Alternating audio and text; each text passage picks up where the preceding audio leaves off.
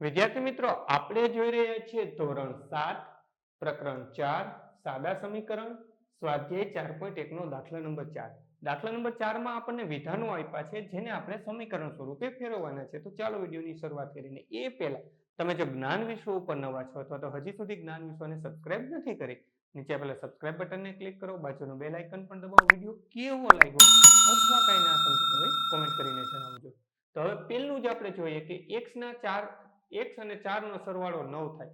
જો વિધાનને સમીકરણ સ્વરૂપે ફેરવવું હોય તો આખું નહીં વાંચવાનું. પહેલા તો આપણે શું આપ્યું છે તો કે x, તો અહીંયા આપણે લખી નાખીએ x, અડધું અડધું વાંચતા જઈએ. અને 4 નો શું કરવાનું છે? સરવાળો. જો આપણને કહી જ દીધું છે શું કરવાનું છે, કોનો કોનો? x અને 4 નો. તો આપણે કરી દઈએ x અને 4 નો સરવાળો.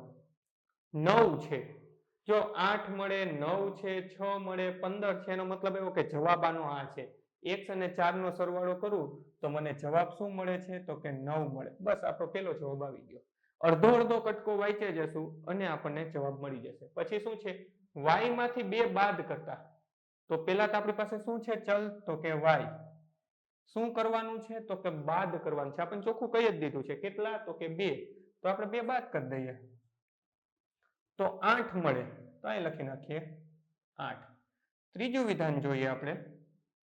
a ના 10 ગણા 70 છે. તો પેલું તો આપણી પાસે છે ચલ, તો લખી લઈએ a. હવે 10 ગણા કીધું છે. ગણા મતલબ કે ગુણાકાર. તો અહીંયા થઈ જશે આ રીતે થાય.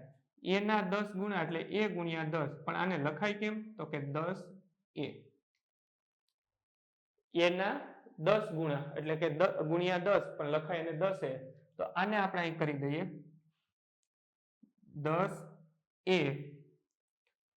a ના 10 ગણા 70 છે. 70 છે એ તો જવાબ થઈ ગયો, બરાબર 70.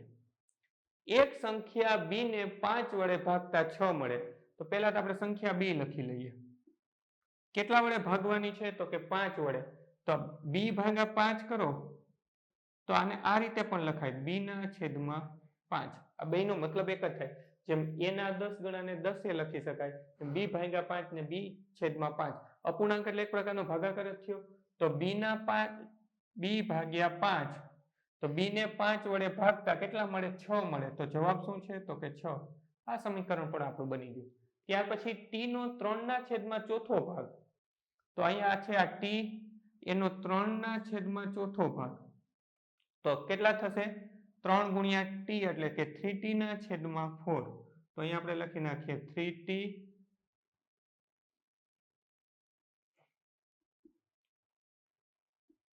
3t ના છેદમાં 4 એ 15 છે. તો અહીંયા જવાબ બરાબર શું મળી જશે? 15. ત્યાર પછી m ના 7 ગણામાં 7 ઉમેરતા, અડધું જ વાંચીએ. m ના 7 ગણા, આ ગણા વિશે મેં તમને કીધું હતું. તો શું થઈ જશે? 7m. આ m ગુણ્યા 7 એટલે કે 7m. 7 ગણામાં 7 ઉમેરતા મતલબ સરવાળો. કેટલો સરવાળો કરવાનો છે તો કે 7 નો, એટલે કે +7 ઉમેરતા 77 મળે. તો જવાબ શું છે તો કે 77. અહીં લખી નાખીએ 7. ત્યાર પછી આને આપણે ઇરેઝ કરી દઈએ. ત્યાર પછી કોઈ સંખ્યા x ના 1/4 માંથી 4 બાદ કરતા. જો આખું નથી વાંચવાનું. કોઈ સંખ્યા x, તો અહીંયા આપણે x લખી લઈએ.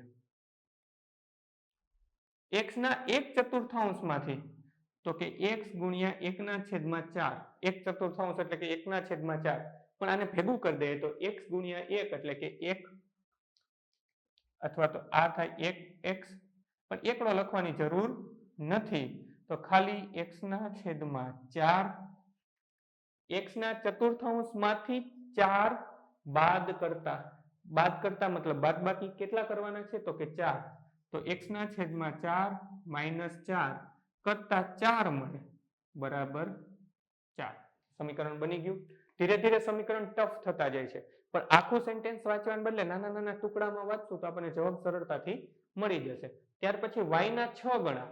તો આપણને ખબર જ છે 6 ગણા એટલે કે 6y માંથી 6 બાદ કરતા. જો બાદ કરવાનું છે એટલે બાદબાકી કેટલા તો કે 6. તો -6 બરાબર શું મળે છે તો કે 60. તો જવાબ આવ્યો 60. છેલ્લું જોઈએ, જો તમે ઝેડના ત્રીજા ભાગમાં 3 ઉમેરશો તો 30 મળશે. તો પહેલા તો આપણો ચલ લખી લઈએ. શું છે તો કે ઝેડ એના ત્રીજા ભાગમાંથી, મતલબ કે ભાગ્યા 3. ત્રીજા ભાગમાંથી કીધું એટલે ભાગ્યા કેટલા કરી નાખીએ કે 3, અથવા તો ઝેડના છેદમાં 3 માં 3 ઉમેરો. ઉમેરો મતલબ સરવાળો. કેટલાનો તો કે 3 નો. તો કે વત્તા 3 બરાબર શું મળે છે તો તમને 30 મળે. તો બરાબર 30. તો આ રીતે તમે વિધાનમાંથી સમીકરણમાં ફેરવી શકો. વિડીયોને પોઝ કરી ચોથો દાખલો પણ તમારી નોંધપોથી ઉતાર લેજો. ત્યાર પછી વિડીયો ચાલુ રહેવા દેજો. ચોથા પછી 5મો દાખલો ફોટોની એક લિંક સ્વરૂપે ડિસ્પ્લે પર થોડી જ વારમાં આપી દઈશ. ટચ કરશો એટલે જોઈ શકાશે. સ્વાધ્યાયના બધા જ દાખલાની લિંક નીચે ડિસ્ક્રિપ્શનમાં આપી છે, તો ત્યાંથી પણ તમે જોઈ શકશો. બાળ મિત્રો, વિડીયો જોવા માટે ખૂબ ખૂબ આભાર. આ વિડીયોને લાઈક કરો. જો હજી તમારા મિત્રો સાથે આને શેર ના કર્યો હોય તો આ વિડીયોને શેર કરજો. અને મારી આ ચેનલને કે જ્ઞાન વિશ્વને સબસ્ક્રાઈબ કરવાનું ભૂલતા નહીં. ચોક્કસથી આ ચેનલને તમે સબસ્ક્રાઈબ કરજો. Thanks for watching. ફરી મળશું બીજા વિડીયોમાં.